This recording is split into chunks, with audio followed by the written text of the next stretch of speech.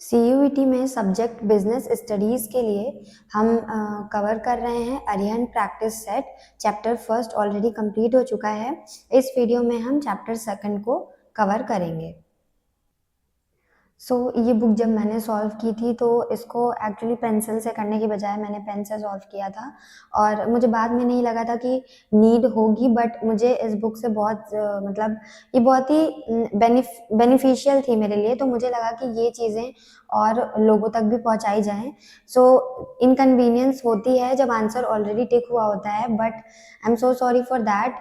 तो यहाँ पे वो पेंसिल से नहीं है, दैट्स वाई मैं रब नहीं कर सकती हूँ। बट यहाँ पे हम, अगर आपको है कि आंसर दिख रहा है तो कोई बात नहीं, हम क्या करें कि मतलब समझें। और ये जो चैप्टर की प्रैक्टिस है अरिहंत ने जो प्रोवाइड की है, इसमें क्या होता है, जैसे क्वेश्चंस आते हैं एग्जाम में, इन्होंने एज इट इज बनाया है। ऐसा नहीं है ये क्वेश्चन बनाया है तो अपने मन से बनाया है, एज पर एग्जाम पैटर्न। जैसे कि एग्जाम में पैटर्न्स होते हैं, जैसे क्वेश्चन पूछा जाता है वैसे ही इन्होंने बनाया है। तो हम क्या करें, हम आंसर्स को लर्न करें और क्या पूछ रहे हैं, कहाँ से क्वेश्चन आ रहा है, उस चीज पे हम ज्यादा फोकस करें तो वो हमारे लिए अच्छा है। तो हमारा पहला क्वेश्चन है, principle of management are not. Principle of manager क्या नहीं, मतलब इसमें से मैनेजमेंट जो होता है वो क्या नहीं है। तो पहला यूनिवर्सल, फ्लेक्सिबल, एब्सोल्यूट और डी बिहेवियरल। तो इसमें से हमें यूनिवर्सल भी होता है जो कि पूरी मतलब हर जगह पे इसकी क्या होती है, एप्लीकेबिलिटी होती है। प्रिंसिपल ऑफ मैनेजमेंट हर एक शॉप पे, वेदर वो बिजनेस लेवल पे हो, लो लेवल पे हो, सोशल ऑर्गेनाइजेशन हो, एनजीओज हो, कहीं पे भी प्रिंसिपल जो होते हैं अप्लाई किए जा सकते हैं। ऐसे फ्लेक्सिबल होता है, फ्लेक्सिबल मतलब can be change as per the changing situation, dynamic होता है प्रिंसिपल ऑफ मैनेजमेंट।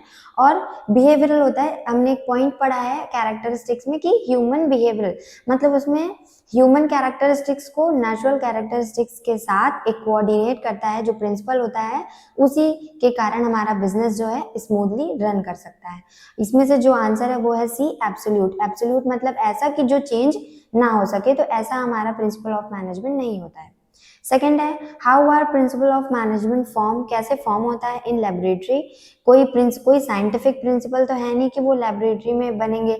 सेकंड है, by experience of managers, by experience of customers, by propagation of social scientist. तो ऐसा कुछ नहीं है कि साइंटिस्ट से बनते हैं और कोई कस्टमर तो इसको फॉर्म नहीं करता। ये जो मैनेजर्स होते हैं हमारे बिजनेस के, वो इसको फॉर्म करते हैं। जो बिजनेस के बारे में स्टडी करते हैं, पीएचडीज वगैरह करते हैं, वो इस प्रिंसिपल ऑफ मैनेजमेंट को फॉर्म करते हैं। Answer B. थर्ड है, management principles are not rigid and can be applied in various type of organization.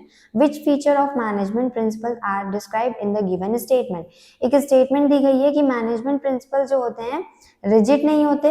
Rigid नहीं होते मतलब वो क्या होते हैं, फ्लेक्सिबल होते हैं। रिजिड मतलब स्टैटिक होना, मतलब उनको हम चेंज ना कर पाए। And can be applied in various type of organisation. और ये यहाँ पे दूसरा सेंटेंस बोल रहा है, दूसरा क्या है कि वो जो प्रिंसिपल हैं वो बहुत सारी ऑर्गेनाइजेशन पे अप्लाई किए जा सकते हैं। इसका मतलब क्या होते हैं, वो यूनिवर्सल होते हैं। मैं आपको इसका आंसर मतलब इससे क्या है कनेक्ट कर रही हूँ कि कैसे इस स्टेटमेंट में यहाँ की चीजें ली गई हैं। तो एक तो है कि रिजिड नहीं होता, वो फ्लेक्सिबल होता है। दूसरा है कि हर ऑर्गेनाइजेशन पे अप्लाई हो सकता है, बिजनेस हो, नॉन बिजनेस हो, सोशल हो, पॉलिटिकल हो। तो उसका मतलब क्या होता है, वो यूनिवर्सल है। अब इसके चारों स्टेटमेंट हमको पढ़नी है और उसमें से बताना है कि कौन सा जो है इस वाली लाइन से जो है मैच कर रहा है। तो पहला है, management principle serves as general guideline and guideline that can be adapted to different situation. हाँ, जनरल गाइडलाइन तो होता है, बट इस सिचुएशन के हिसाब से यहाँ पे जो ये हमारा स्टेटमेंट कह रहा है उस पे ये फिट नहीं बैठ रहा है। Second, management principle establish a cause and effect relationship between action and outcome. यहाँ पे कहीं भी कॉज एंड इफेक्ट रिलेशनशिप की बात नहीं हो रही। कॉज एंड इफेक्ट में क्या होता है कि मैनेजमेंट जो प्रिंसिपल होता है, किसी चीज की कॉज एंड इफेक्ट मतलब उसका कारण क्या हो सकता है, उसका परिणाम क्या हो सकता है, और वो चीजें फिर क्या हो, मल्टीपल सिचुएशन पे क्या हो, यूज हो सके। मतलब ऐसा प्रिंसिपल होता है जो एक ही काइंड ऑफ कॉज पे, एक ही काइंड ऑफ सिचुएशन पे मल्टीपल जगह पे यूज हो सके। तो यहाँ पे ये बात नहीं कह रहा। थर्ड है, management principles have universal applicability. Universal applicable होता है, जैसे कि यहाँ पे लिखा है can be applied in various type of organisation. एक आंसर हमारा ये हो गया।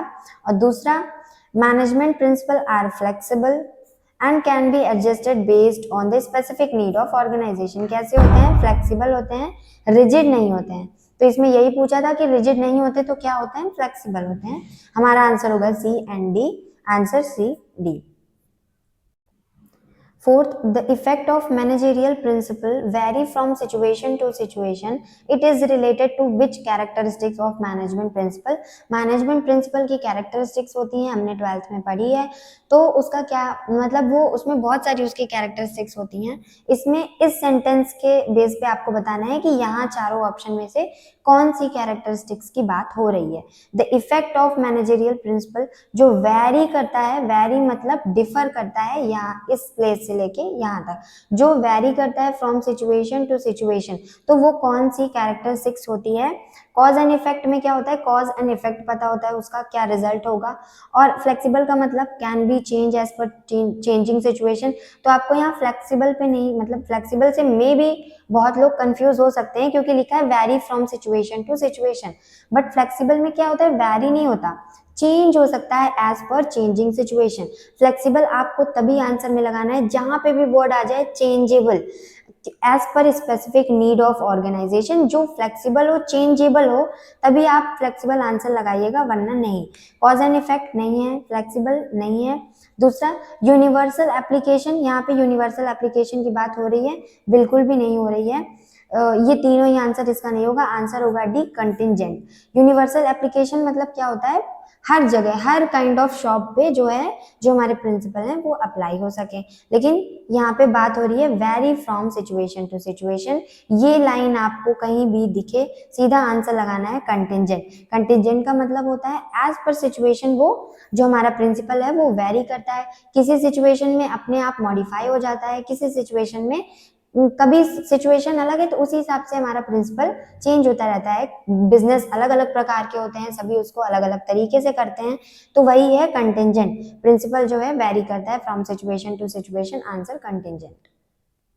फिफ्थ है, management principle help manager understand the likely outcome of particular action, forming a relationship between two variable, which nature of management principle is being referred to in the given statement. यहाँ पे again एक statement दी गई है और पूछा गया है कि कौन सा nature of principle, management of principle यहाँ पे दिया गया है। अब हमारी स्टेटमेंट क्या है? Management principle help managers understand the likely outcome. जो हमारे प्रिंसिपल्स होते हैं, मैनेजर्स को हेल्प करते हैं कि जो हमारा आउटपुट है, हमारा जो आउटपुट है किसी भी पर्टिकुलर एक्शन में, तो वो उसको अंडरस्टैंड करने में प्रिंसिपल हेल्प करता है। तो वो कौन सा प्रिंसिपल है? दूसरा, forming a relation between two variable. Principle two variables में एक रिलेशनशिप फॉर्म करता है। टू वेरिएबल यहाँ पे क्या हुआ? एम्प्लॉय हुआ और दूसरा हुआ मैनेजर। तो इसका आंसर, चारों हम ऑप्शन पढ़ते हैं फिर देखते हैं क्या हो सकता है। A, management principle are flexible and can be adept to different situation, तो यहाँ पे बिल्कुल भी फ्लेक्सिबल की बात नहीं हुई है। सेकेंड है, management principle establish a cause and effect relationship between actions and outcome. Third है, management principle have universal applicability across different type of organisation. Universal applicability की बात भी यहाँ पे नहीं हो रही है। डी है, management principle are mainly behavioural, focusing on human behaviour and interaction. तो यहाँ पे क्या कह रहा है? एक तो यहाँ पे टू वेरिएबल का यही मतलब था कि मैनेजमेंट प्रिंसिपल मेनली बिहेवियरल होते हैं, किस सेंस में? ह्यूमन बिहेवियर को और नेचुरल बिहेवियर को आपस में क्या करते हैं? कोऑर्डिनेट करते हैं, तब जाके हमारा बिजनेस रन कर पाता है। सिर्फ हम सोसाइटी में जब बिजनेस करते हैं तो सिर्फ वहाँ पे ह्यूमन नहीं होती है, कितनी सारी नेचुरल रिसोर्सेज को हम सोसाइटी की यूज करते हैं, तो वही है टू वेरिएबल, जो कि एक रिलेशनशिप है किसी भी बिजनेस को रन करने के लिए। तो ये यहाँ पे सेकंड स्टेटमेंट हमारी ये हो गई। और जो फर्स्ट स्टेटमेंट है कि मैनेजमेंट जो प्रिंसिपल है अंडरस्टैंड, मतलब हेल्प करता है मैनेजर को टू अंडरस्टैंड आउटकम क्या हो सकते हैं, तो वो है cause and effect relationship between action and outcome. अब किस वजह से? लाइक मैनेजर्स को हेल्प करता है कि कोई भी एक्शन अगर होगा तो उसका आउटकम क्या हो सकता है, उसका रिजल्ट क्या हो सकता है, और वही एक्शन और वही आउटकम कितनी सारी सिचुएशन पे और अप्लाई हो सकता है। इसका मतलब हमारा जो कॉज एंड इफेक्ट वाला जो हमारा आंसर है ये होगा। तो इसका जो आंसर हो जाएगा सी होगा, B and D. B and D. ऐसे क्वेश्चन सीयूईटी में बहुत आते हैं जिसमें 4 ऑप्शन हो और नीचे दिया हो ए बी बी सी ऐसे करके, क्योंकि क्वेश्चन को लेंदी बनाने की कोशिश की जाती है, तो इस वजह से कभी कभी हमने यहाँ पे टिक कर दिया, जल्दबाजी में हमने बी लगा दिया क्योंकि दिमाग में ऐसे बी चल रहा है, कभी डी लगा दिया। लेकिन ये ध्यान देना है कि बी एंड डी दोनों हैं, बी एंड डी, तो आंसर हमारा क्या होगा, सी। सिक्स्थ है management principle are dash to serve the demand for the of the society with respect to significance. Option A है इरेलीवेंट, डेवलप्ड और अंडर डेवलप्ड। तो मैनेजमेंट ऑफ प्रिंसिपल क्या होते हैं, डेवलप्ड किए जाते हैं हमारी सोसाइटी की डिमांड को फुलफिल करने के लिए विद रिस्पेक्ट टू सिग्निफिकेंस। इस क्वेश्चन में भी स्टेटमेंट दी है और वही अगेन जैसे कि हमने अभी तक किया क्वेश्चंस में, A B C D option दिया है और बताना है कि इस स्टेटमेंट के हिसाब से कौन सा फुलफिल हो रहा है। तो management principle form the basis of research, training and development in management studies and help the manager learn from past mistake. Which points of significance of management of principle are highlighted in the given statement? दो statements दी गई हैं यहाँ पे। पहली, management principle form the basis of research, training and development in management studies, and दूसरी statement क्या है कि जो प्रिंसिपल है वो हेल्प करते हैं मैनेजर को लर्न फ्रॉम पास्ट मिस्टेक। ये दो स्टेटमेंट होगी, पहली ये दूसरी ये। तो बताना है कि इनमें से कौन सी है जो इस स्टेटमेंट को फुलफिल कर रहा है, ऑप्शन वो। तो ये दोनों ही स्टेटमेंट जो यहाँ पे क्वेश्चन में दी हुई है, ये दोनों ही जो प्रिंसिपल ऑफ मैनेजमेंट की सिग्निफिकेंस होती है वहाँ से ली गई है कि क्या होता है प्रिंसिपल ऑफ मैनेजमेंट। तो अगर हम इसका ऑप्शन पढ़ें, A management training education and research are essential for developing and applying management principle effectively. Management training education and research जो कि बहुत ही एसेंशियल एंड इम्पॉर्टेंट पार्ट है for developing and applying management principle effectively. तो यहाँ पे जो first statement है वो फर्स्ट वाली स्टेटमेंट को फुलफिल कर रही है। सेकंड जो है, management principle provide managers with useful insight into reality of organisational situation, ये जो है फुलफिल कर रही है हमारी सेकंड को, जिसमें लिखा था helps manager to learn from past mistake से मैनेजर लर्न कर पाते हैं, ये हमारी बी वाली स्टेटमेंट फुलफिल कर रही है। ये जो है हमारी सिग्निफिकेंस से ये वाला पॉइंट लिया गया है कि management principle provide manager with useful insights, उनको एक देखने का नज़रिया प्रोवाइड करते हैं कि रियलिटी क्या है, हमें कैसे काम करना है, और जो पास्ट मिस्टेक है उसको कैसे हमें सही करना है। इसका आंसर होगा C, A and B. Eighth question है, Vijay purchase the raw material required by company in which he is purchase manager at a higher price from a relative. तो एक विजय क्या है, परचेज मैनेजर है एक कंपनी पे जहाँ पे रॉ मटेरियल की नीड थी और उन्होंने उस जो भी रॉ मटेरियल था हायर प्राइस पे खरीदा जो भी मार्केट में उसका रिलेटिव प्राइस था। और एक क्वेश्चन यहाँ पे मैं आपसे करना चाहूँगी कि विजय जो है कौन सी पोस्ट पे हैं, परचेज मैनेजर हैं, एक कंपनी में परचेज मैनेजर हैं। अब आपको बताना है कि जो लेवल ऑफ मैनेजमेंट में 3 लेवल ऑफ मैनेजमेंट होते हैं, टॉप, मिडिल और ऑपरेशनल। तो जो हमारे विजय हैं कंपनी में कौन से लेवल पे काम कर रहे हैं, परचेज मैनेजर हैं, तो टॉप पे हैं, मिडिल में है कि ऑपरेशनल में है, ये आपको बताना है। इसमें हमने डिटेल में देखा था हमारे जो फर्स्ट चैप्टर था उसमें कि जिसके सामने मैनेजर लिखा हो या डायरेक्टर लिखा हो तो वो किस पोस्ट पे वो पर्सन काम कर रहा होता है। तो ये है, यहाँ पे उन्होंने जो रॉ मटेरियल था हायर प्राइस पे खरीदा जो कि रिलेटिव प्राइस था उससे ज़्यादा में खरीदा सामान को। तो यहाँ पे कौन सा प्रिंसिपल है जो वॉयलेट हो रहा है, जो फॉलो नहीं किया जा रहा बाई विजय। विजय कौन है, परचेज मैनेजर है। डिसिप्लिन में ये नहीं होता, डिसिप्लिन में होता है रूल्स एंड रेगुलेशन को फॉलो करना। एक बार को हम यहाँ पे कंफ्यूज हो सकते हैं, ठीक है। पहले ऑप्शन को एलिमिनेट करते चलना है, जो ऑप्शन बिल्कुल नहीं लग रहा उसको तुरंत ही क्रॉस कर देना है। जैसे इक्विटी में क्या होता है, डिसिप्लिन में रूल्स एंड रेगुलेशन को फॉलो करना। इक्विटी में सभी पीपल को कंपनी में इक्वल मानना, irrespective of their caste, gender and their religion, culture, किसी भी चीज़ का भेदभाव ना करना, वो हम इक्विटी वाले प्रिंसिपल में देखते हैं।